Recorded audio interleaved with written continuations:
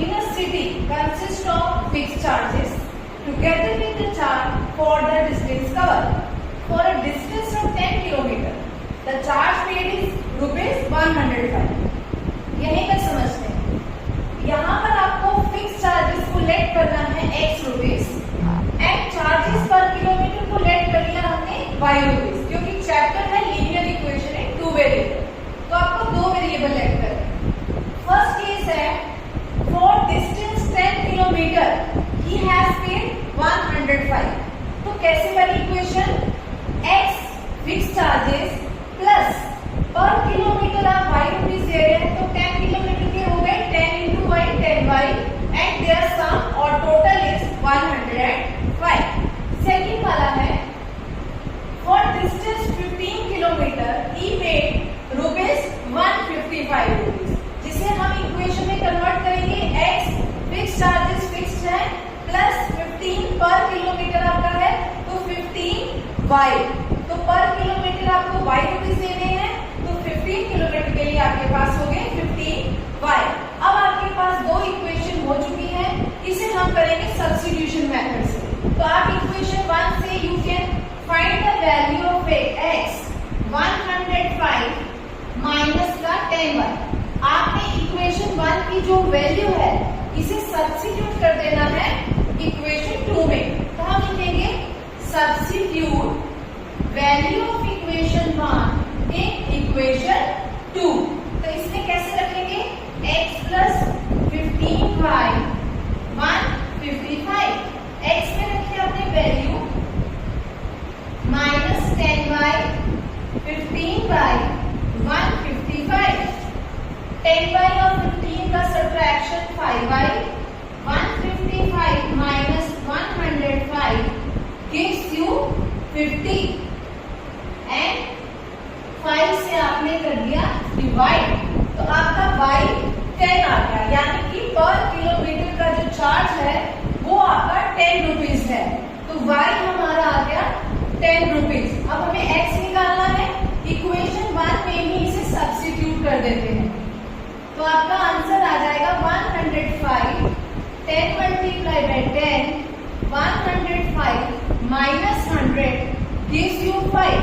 यानी हमने निकाल लिया कि हमारा जो फिक्स चार्ज है वो 5 रुपीज है, Y जो है 10 रुपीज है। इसके आगे भी आपको एक क्वेश्चन पूछा है। नेक्स्ट सेकंड पार्ट जो इसका है वो ये है कि 25 किलोमीटर की अगर कोई जर्नी करता है तो उसका फेयर कितना बनेगा। तो आपको पता है इसमें इसको X तो देना ही है, प्लस में 25Y देना है। What is X? 5 25 into 10 5 250। Answer is 255 rupees. ये हमारा क्वेश्चन नंबर 3 का 4th पार्ट है। तो इसमें आपने फिक्स चार्जेस X लीट करे हैं, charges per kilometre Y, then equation, then आपने सब्स्टिट्यूशन से सबसे पहले XY निकाला, देन आपका जो सबसे क्वेश्चन था 25 किलोमीटर का आपको फेयर निकालना था, आप इक्वेशन बना के उसमें वैल्यू सब्स्टिट्यूट करेंगे। अब हम करेंगे नेक्स्ट क्वेश्चन 3rd का 6th part. 6th part question में क्या कह रहे हैं? जैकोब की age and his sons age हमें निकालनी, प्रेजेंट एज हमें फाइंड करनी। तो हमने जैकोब की एज को X से सिलेक्ट कर लिया, सन की एज को हमने Y से सिलेक्ट कर लिया। अब पहला केस क्या है? पहले केस में 5 years hence, यानी आफ्टर 5 years, hence को क्या बोलते हैं हम? आफ्टर।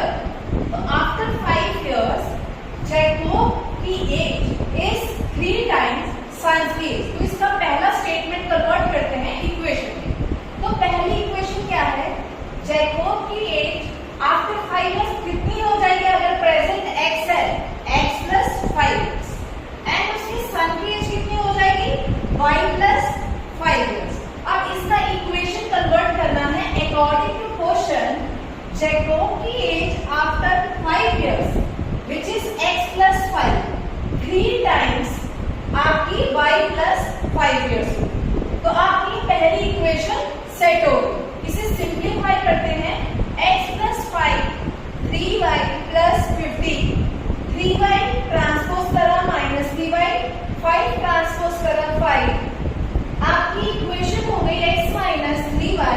Equals to 10। क्योंकि हमने ये क्वेश्चन सब्स्टिट्यूशन से करना है तो हम x की वैल्यू निकाल के रख देते हैं 10 plus 3y, take it equation 1। अब आते हैं नेक्स्ट केस पर। सेकंड केस क्या है?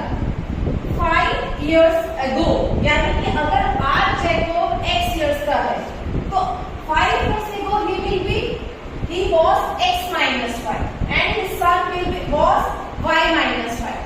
According to question, Jacob की age was then 7 times the son's age.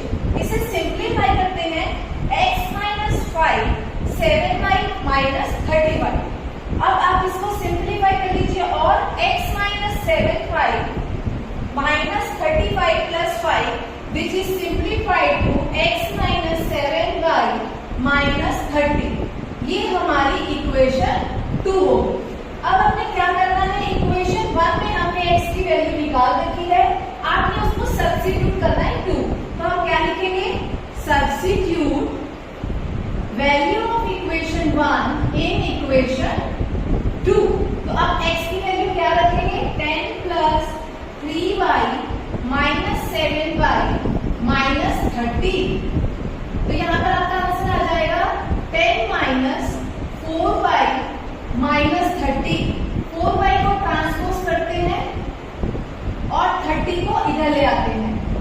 आपका आंसर आ गया 40/4। y का आंसर आ गया आपका 10, यानी कि उसका जो सन है वो 10 इयर्स का। अब हमें निकालना है जैकोब की, तो आपको x चाहिए, तो x की वैल्यू आपने इक्वेशन 1 में जो निकाली है उसी में ही सब्स्टिट्यूट करेंगे। तो अब आप y की जो वैल्यू निकाली है 10, इसको हम सब्स्टिट्यूट कर देंगे इन इक्वेशन 1। तो हम यहीं पर आकर कर देते हैं। तो आप यहाँ पर कर सकते हैं x की वैल्यू 10 प्लस 3y आपने निकाली थी, तो हम यहाँ पर क्या कर देंगे? x equals to 10 plus 3 into 10, 10 plus 30, तो x विल बी 40 इयर्स। तो आपकी जैकोब की एज आ गई 40 इयर्स एंड उसके सन की एज आ गई 10 इयर्स।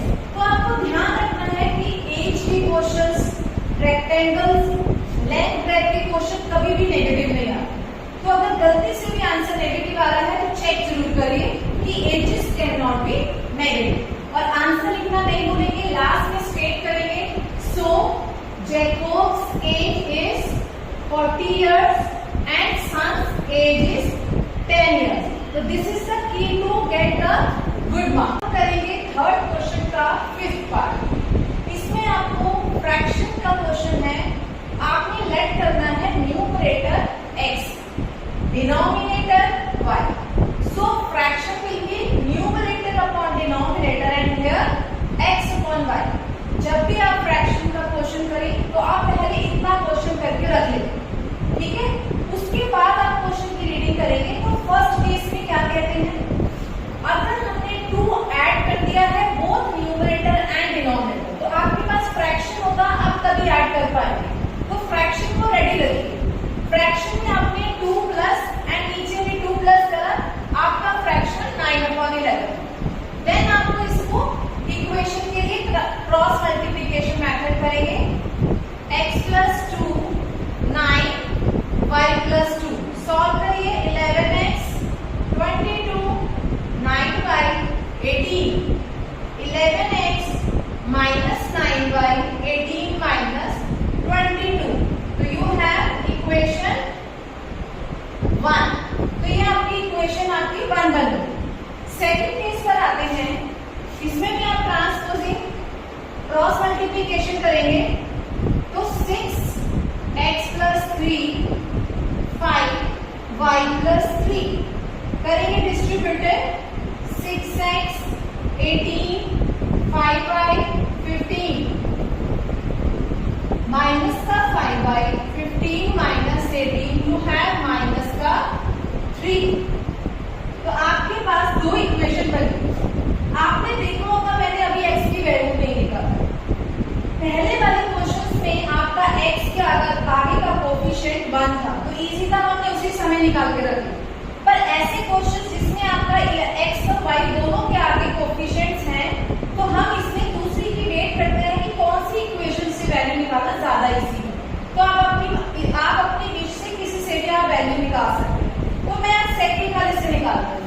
तो सेकंड वाली इक्वेशन से हम वैल्यू निकालते हैं x की -3 + 5y -3 + 5y अपॉन में 6।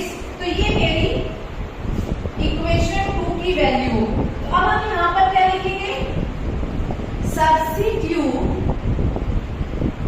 Value of T2 in equation 1। तो 1 इक्वेशन क्या है, 11x - 9y - 4। तो x की वैल्यू यहाँ पे रखेंगे, केयरफुली रखना है क्योंकि इस बार फ्रैक्शन है, तो ध्यान रखना है इसमें साइन मिस्टेक ना हो पाए। तो आप इसमें ट्रांसपोजिंग करेंगे, माइनस का 33 55y अपॉन में 6 9y अपॉन में 1 -4। एलसीएम ले लीजिए, 6 33 55y 54y -4। ट्रांसपोजिंग कर दीजिए, माइनस का 33 प्लस का 1y माइनस का 24।